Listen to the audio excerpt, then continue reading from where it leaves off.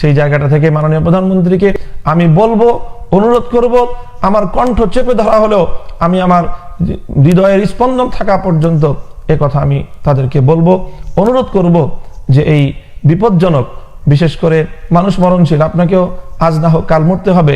মৃত্যুর বরণ করার পরে আপনার অনুসারীরা আপনার নামে ভাস্কর্য তৈরি করবে, তখন আপনাকেও আল্লাহর সম্মুখে গিয়ে হাজির হতে হবে এবং এর জন্য কঠিন জবাবদিহিতার সম্মুখীন হতে হবে।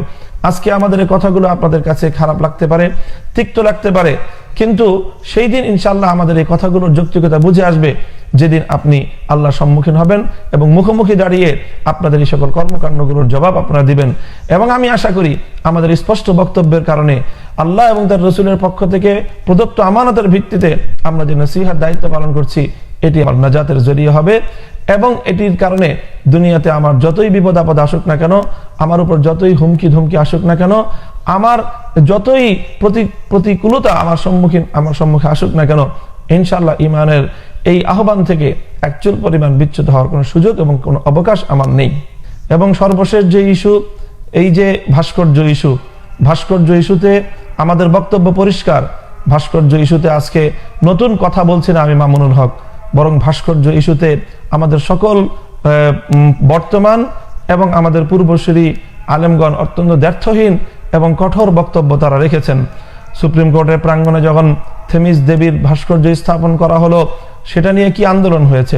শাইখুল হাদিস আল্লামা আজিজুল হক রহমতুল্লাহ আলাইহি তার জীবন সায়ান্নে শিখা চিরন্তন, শিখা অনির্বাণ এবং ঢাকার শহরে ভাস্কর্যের নামে মূর্তি স্থাপনের বিরুদ্ধে তিনি ব্যাপক আন্দোলন করে গেছেন। কাজেই ভাস্কর্য বিরোধী যে আন্দোলন, সেই আন্দোলনটি নিছক আমরা আমাদের ইমানের জায়গা থেকে করছি, ভাস্কর্যের বিরুদ্ধে কথা ইমানের জায়গা থেকে করছি। এবং বিশেষ করে বঙ্গবন্ধু মরহুম শেখ মুজিবুর রহমান সাহেব, যিনি একজন মুসলিম নেতা হিসেবে দুনিয়া থেকে বিদায় নিয়েছেন, এবং আমরা আশা করি যে তিনি ঈমান নিয়ে মৃত্যুবরণ করার কারণে আল্লাহ পাক রব্বুল আলামিন তাকে মাফ করবেন, সেই দোয়া করি। কিন্তু এইরকম একজন মরহুম একজন মুসলিম ব্যক্তির ভাস্কর্য তৈরি করে কবরের মধ্যে তাকে একটা বিব্রতকর অবস্থায় ফেলে দেওয়া এবং আল্লাহর সম্মুখে তাকে লজ্জিত করার এই যে প্রবণতা, এই প্রবণতা থেকে আমরা নসিহা করছি সরকারকে, আমরা নসিহতের ভাষায় বলছি সরকার যেন এই কাজ থেকে বিরত থাকে। এবং বিশেষ করে মাননীয় প্রধানমন্ত্রীকে আমরা বলছি, আমি আবারও বলছি, আজকের বক্তব্যের মাধ্যমে বলছি যে অন্য রাজনৈতিক শুধুমাত্র স্বার্থের কথা চিন্তা করতে পারে, কিন্তু আপনার বঙ্গবন্ধু শেখ মুজিবুর রহমান সাহেব, আপনার পিতার প্রতি আপনার যে হৃদয়ের মমতা থাকা কথা, সেই জায়গা থেকে আপনি চিন্তা করুন। এবং এটা সন্দেহাতীত ভাবে কথা যে যদি বঙ্গবন্ধুর ভাস্কর্য তৈরি করা হয় বা হয়েছে, এ কারণে অবশ্যই তিনি আল্লাহ পাক রব্বুল আলামিনের সম্মুখে মরহুম শেখ মুজিবুর রহমান সাহেব লজ্জিত হয়েছেন এবং সেখানে আল্লাহর পক্ষ থেকে তাকে কঠোর এখানে জিজ্ঞাসাবাদের সম্মুখীন হতে হয়েছে, যেটি বুখারী শরীফ সহ সমস্ত হাদিসের কিতাবের মধ্যে স্পষ্ট ভাষায় বর্ণিত রয়েছে যে ইন্নাল মাইয়িতা লা ইউআযাবু বিবুকাইল হাইয়্যি আলাইহি। এই ধরনের অপকর্মের কারণে মৃত ব্যক্তিদেরকে আল্লাহর সম্মুখে জবাবদিহিতার সম্মুখীন হতে হয়। সেই জায়গাটা থেকে মাননীয় প্রধানমন্ত্রীকে আমি বলবো, অনুরোধ করব, আমার কণ্ঠ চেপে ধরা হলেও আমি আমার হৃদয়ের স্পন্দন থাকা পর্যন্ত এ কথা আমি তাদেরকে বলবো, অনুরোধ করব যে এই বিপজ্জনক, বিশেষ করে মানুষ মরণশীল, আপনাকেও আজ না হোক কাল মরতে হবে। মৃত্যুর বরণ করার পরে আপনার অনুসারীরা আপনার নামে ভাস্কর্য তৈরি করবে, তখন আপনাকেও আল্লাহর সম্মুখে গিয়ে হাজির হতে হবে এবং এর জন্য কঠিন জবাবদিহিতার সম্মুখীন হতে হবে। আজকে আমাদের এই কথাগুলো আপনাদের কাছে খারাপ লাগতে পারে, তিক্ত লাগতে পারে, কিন্তু সেই দিন ইনশাআল্লাহ আমাদের এই কথাগুলোর যৌক্তিকতা বুঝে আসবে যেদিন আপনি আল্লাহর সম্মুখীন হবেন এবং মুখোমুখি দাঁড়িয়ে আপনাদের এই সকল কর্মকাণ্ডগুলোর জবাব আপনারা দিবেন। এবং আমি আশা করি আমাদের স্পষ্ট বক্তব্যের কারণে আল্লাহ এবং তার রসুলের পক্ষ থেকে প্রদত্ত আমানতের ভিত্তিতে আমরা যে নসিহার দায়িত্ব পালন করছি, এটি আমার নাজাতের জরিয়া হবে। এবং এটির কারণে দুনিয়াতে আমার যতই বিপদ আপদ আসুক না কেন, আমার উপর যতই হুমকি ধুমকি আসুক না কেন, আমার যতই প্রতিকূলতা আমার সম্মুখে আসুক না কেন, ইনশাআল্লাহ ইমানের এই আহ্বান থেকে একচুল পরিমাণ বিচ্যুত হওয়ার কোনো সুযোগ এবং কোনো অবকাশ আমার নেই। আমি মনে করি বর্তমান বাংলাদেশের উলামায়ে কেরাম যারা আছেন, তাদের সকলের কাছে আমার বিনীত অনুরোধ যে এই যে ভাস্কর্যের বিরুদ্ধে বলবার কারণে আজকে যদি আমাদেরকে আমাদের কণ্ঠকে রোধ করে দেওয়ার চেষ্টা করা হয় এবং সেটাকে যে কোনো অজুহাতে যদি এখন তারা বাস্তবায়ন করে ফেলতে পারে, তাহলে আগামী দিনে উলামায়ে কেরাম আপনারাও প্রস্তুত হন যে এর জন্য ভয়াবহ কোনো পরিস্থিতি আপনাদেরকে সম্মুখীন হতে হবে। আমরা আমাদের পূর্বসূরীদেরকে দেখেছি, যখনই ইতিপূর্বে এই ধরনের কোনো অভিলাষ সরকারের পক্ষ থেকে অথবা বিশেষ করে সরকারের মধ্যে ঘাপটি মরে বসে থাকা দেশ, জাতি এবং ইসলামের যেই শত্রু মহলটি রয়েছে, তারা যখনই এমন কোনো ষড়যন্ত্রের জাল বুনবার চেষ্টা করেছেন, তখন আমাদের ওলামায়ে কেরাম অতীতে ঐক্যবদ্ধভাবে সমস্ত ষড়যন্ত্রকে মোকাবেলা করেছেন। আজকে যেই ষড়যন্ত্র দানা বাঁধছে মরহুম মুফতি ফজলুল হক আমিনী রহমতুল্লাহ আলাইহি সম্পর্কে সরকারের ভূমিকা এবং সর্বশেষ জীবনে তাকে যে জুলুম এবং নির্যাতন করে ধীরে ধীরে তাকে মৃত্যুর মুখে ঠেলে দেওয়া হয়েছে, সেই কথা থেকে আমরা শিক্ষা গ্রহণ করতে পারি। কাজেই আমি মনে করি যে আজকে যেই অবস্থান, যেই পরিস্থিতি তৈরি করা হয়েছে, এটি বাংলাদেশের আলেম সমাজের জন্য অশনি সংকেত।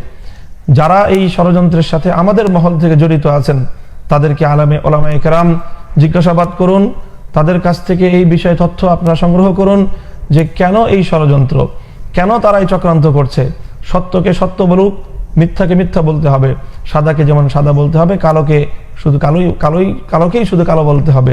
সাদাকে আপনি কালো বলে সমাজের মধ্যে বিশৃঙ্খলা সৃষ্টি করা, মিথ্যাচারের মাধ্যমে আলেমদের মধ্যে পারস্পরিক বিভেদ তৈরি করা, এটি ঘৃণিত এবং অত্যন্ত ঘৃণিত এবং গর্হিত একটি কাজ হবে।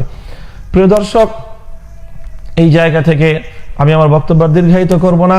আমি আবারও আমার বক্তব্য স্পষ্ট করছি এবং সরকারকে স্পষ্টভাবে আমি আমার বার্তা পৌঁছে দিচ্ছি, সেটা হলো এই যে আপনারা যদি রাষ্ট্রীয় সকল শক্তি নিয়ে বঙ্গবন্ধু অথবা গোটা দেশকে ভাস্কর্যময় করে তুলবার চেষ্টা করেন, আপনারা যদি মূর্তিতে দেশের মোড়গুলোকে ছেয়ে ফেলেন, যদি ঢাকার শহর মসজিদের শহরের এই পরিচিতি মুছে ফেলে এটাকে যদি আপনারা ভাস্কর্য বা মূর্তির শহর বানান, আপনারা এক গালগল্প তৈরি করেছেন যে ভাস্কর্য এবং মূর্তির মধ্যে পার্থক্য রয়েছে। ভাস্কর্য এবং মূর্তির মধ্যে পার্থক্য রয়েছে বাংলা ভাষার কোনো অভিধান থেকে এই কথা প্রমাণ করতে পারবেন না। হ্যাঁ, যেটা আপনারা বলতে পারেন সে কতটুকু আমাদের কাছ থেকে শুনে রাখুন, সেটি হলো ভাস্কর্য এবং প্রতিমার মধ্যে পার্থক্য রয়েছে। ভাস্কর্য এবং মূর্তির মধ্যে কোনো পার্থক্য নেই। ভাস্কর্য যা, মূর্তিও তা। হ্যাঁ, পার্থক্য যদি থেকে থাকে সেটা হলো ভাস্কর্য এবং প্রতিমার মধ্যে পার্থক্য আছে। আপনারা এই কথা বলুন যে আমরা প্রতিমা বানাচ্ছি না, কিন্তু আপনারা কেন এই কথা বলেন যে আমরা মূর্তি বানাচ্ছি না? এটা স্পষ্ট একটা মিথ্যাচার, মানুষের সাথে প্রতারণার শামিল, জনগণকে ধোঁকা দেওয়ার নামান্তর। এটি সরকারের বিভিন্ন দায়িত্বশীল মহল থেকে কথা আসছে। এটি ভাষাগত একটি অজ্ঞতারও পরিচায়ক। একটি ভাস্কর্য এবং মূর্তি এক এবং অভিন্ন জিনিস, তবে হ্যাঁ কিছুটা তার পার্থক্য তারতম্য থাকলে রয়েছে ভাস্কর্য এবং প্রতিমার মধ্যে। আপনারা হয়তো প্রতিমা বানাচ্ছেন না, কিন্তু ইসলামের 4 মাযহাব, এমনকি আজকে যেই দালাল মহলকে তৈরি করে মিডিয়ার সামনে তাদেরকে দিয়ে বক্তব্য দেওয়া হচ্ছে যে ভাস্কর্যের ব্যাপারে ইসলামের কোনো আপত্তি নেই, আমি শপথ করে বলতে পারি, দ্ব্যর্থহীনভাবে ওপেন চ্যালেঞ্জ ঘোষণা করতে পারি যে যতগুলো স্কুল অফ থট রয়েছে, যারা ইসলামের ন্যূনতম ইসলামের সাথে সম্পৃক্ততা রয়েছে, কোরআন সুন্নাহকে অনুসরণ করে, এমনকি বেরেলভি জামাত যারা রয়েছে, আহলে সুন্নাহ ওয়াল জামাত নামে বাংলাদেশে যারা কাজ করছে, সেই সুন্নি অথবা আপনি বেরেলভি যেই বলেন, আহলে হাদিস, সালাফি বলেন, হানাফি বলেন, যে কোনো মহলের আলেম সমাজের কাছ থেকে আপনারা এই ফতোয়া আনেন। আপনারা বাংলাদেশের গ্রহণযোগ্য আলেম ওলামায়ে কেরাম, বিশেষ করে যাদেরকে সরকারও গণ্য করে থাকেন, সমীহ করে থাকেন, হযরত মাওলানা ফরিদুদ্দীন মাসউদ সাহেবকে জিজ্ঞাসা করেন, মাওলানা মুফতি রুহুল আমিন সাহেব গহরডাঙ্গা, ওনাকে জিজ্ঞাসা করেন যে ভাস্কর্যের যে নামে মূর্তির বানানোর এই যে বৈধতা, এটি কোরআন সুন্নাহর দৃষ্টিতে একচুল পরিমাণ কোনো বৈধতা রয়েছে কিনা। বরং হাদিসের মধ্যে স্পষ্টভাবে বলা হয়েছে যে ইন্না আশাদ্দান নাসি আযাবান ইয়াউমাল কিয়ামাতি আল মুসাফফিরুন, ভাস্কর্য নির্মাণ করা কিয়ামতের দিন সবচেয়ে কঠোর শাস্তির উপযোগী একটি অপরাধ। যারা এই কাজ করবে আল্লাহ পাক রব্বুল আলামিন তাদেরকে সবচেয়ে কঠিন সাজা দিবেন। কাজেই মাননীয় প্রধানমন্ত্রী, আপনি আজকে ভাস্কর্য নির্মাতা, আপনি এই ভাস্কর্য নির্মাণের কারণে আপনি যদি এই কাজ থেকে তওবা না করেন এবং এ থেকে যদি আপনি নিজেকে প্রত্যাহার না করেন, তাহলে আল্লাহ রসুলের হাদিসের ভাষ্য অনুযায়ী কথা বলতে বাধ্য যে আপনিও সেই আল্লাহ রসুলের কঠিন ওয়াইদ এবং কঠিন ধমকের সম্মুখীন আপনি হবেন। আমরা এই কথাগুলি আপনাদেরকে বলছি, আমরা আপনাদের শত্রু নই, বরং আমরা আপনাদেরকে নসিহা করছি, আমরা আপনাদের কল্যাণকামিতা করছি। আল্লাহ রাসূল সাল্লাল্লাহু আলাইহি ওয়াসাল্লাম আমাদেরকে দায়িত্ব দিয়েছেন যে আদ-দীনু আন-নাসিহাতু লিআইম্মাতিল মুসলিমিন ওয়া লিআম্মাতিহিম, যে মুসলিম শাসক বর্গের যদি তারা ভুল করে তাহলে তাদের ভুল শুধরে দেওয়ার জন্য তাদের সম্মুখে হকের কথাগুলো দ্ব্যর্থহীনভাবে বলা, এটি হলো ইমানদারি, এটির নামই হলো দিনদারি, এবং এটাই হলো ইসলাম। কাজে সেই ইসলামের মূল কথাগুলো আমরা বলছি, আমাদের কথাগুলোকে আপনার সদয় বিবেচনার জন্য নিন।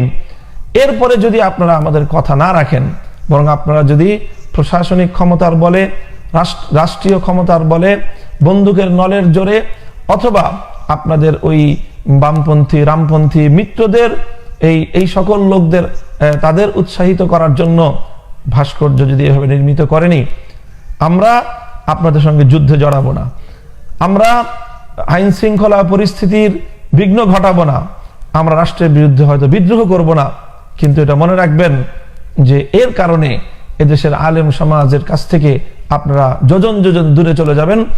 আলেম সমাজ যারা সত্যিকার অর্থে ইসলামকে ন্যূনতম ভালোবাসে, তারা কখনোই এভাবে রাষ্ট্রীয় পর্যায়ে ব্যাপকভাবে মূর্তি সংস্কৃতিকে মেনে নেবে না।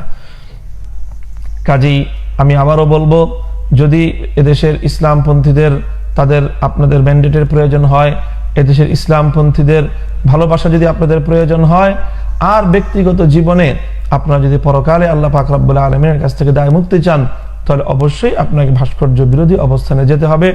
আপনারা বঙ্গবন্ধুর নামে অন্য যে কোনো কিছু তৈরি করতে পারেন যেটাতে ইসলামের কোনো দ্বিমত নেই, বা ইসলামের পক্ষ থেকে এবং মুসলিম জাতিসত্তার পক্ষ থেকে, এবং বিশেষ করে শাআইরে ইসলাম, ইসলামের যে পরিচায়ক বিষয়গুলো, সেই শাআইরে ইসলামের উপর কোনো আঘাত আসে না। রাষ্ট্রীয়ভাবে ব্যাপকভাবে বড় ধরনের মূর্তি স্থাপন করা, এটি শাআইরে ইসলামের সঙ্গে সাংঘর্ষিক এবং ইসলামের মূল পরিচয়ের উপর আঘাতকারী, এবং মুসলিম জাতিসত্তার যে তাদের যে বৈশিষ্ট্য এবং তাদের যে পরিচয়, সেই পরিচয়ের সাথে সাংঘর্ষিক। কাজে সেই জায়গাটিকে আপনারাই বিবেচনা করুন। আমরা আমাদের মধ্য থেকে যারা বলেছেন, এমন অনেক আক্রমণাত্মক কথাও বলা হয়েছে, এটি আবেগের বশবর্তী হয়ে বলা হয়েছে। হয়তো শেষ পর্যায় পর্যন্ত একটি রাষ্ট্রের বিরুদ্ধে জনগণ হয়ে, সাধারণ নিরস্ত্র মানুষ হয়ে আমরা রাষ্ট্রের বিরুদ্ধে যুদ্ধে পারবো না, বা যুদ্ধে যাব না, যুদ্ধে জড়াবো না, তাদের সঙ্গে আমরা সংঘাতে জড়াবো না।